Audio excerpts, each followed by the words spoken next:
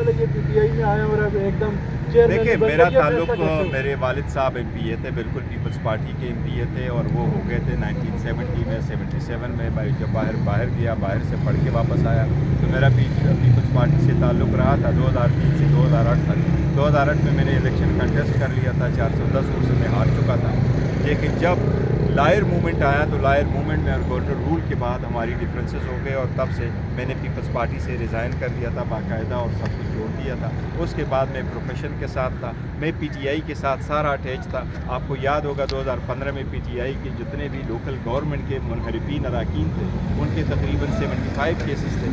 जो लोग election commission को कवर करते उनको गए, जिसको वर्सी किया करते थे इनामुल हक साहब उन दिनों में, तो सारा कुछ, और मेरा उसके साथ ताल्लुक़ है, और मेरा उसके बाद पीटीआई को मैंने ज्वाइन कर दिया था, बड़ा ताल्लुक़ था। तो लोग फजूल करते हैं, ऐसी स्टेटमेंट देते हैं। मेरा ताल्लुक़ पीटीआई के साथ और पीटीआई के साथ ही रहूँगा। और खान साहब ने एक मिसाल कायम की है दुनिया में, कोई भी अपने फैमिली से आगे नहीं लेके जाते। इवन भतीजे को कोई देने को तैयार नहीं है, कोई भतीजे को देने को तैयार नहीं है, बेटी को, बेटे को, इनको दे देते, दामाद को देने को तैयार नहीं है।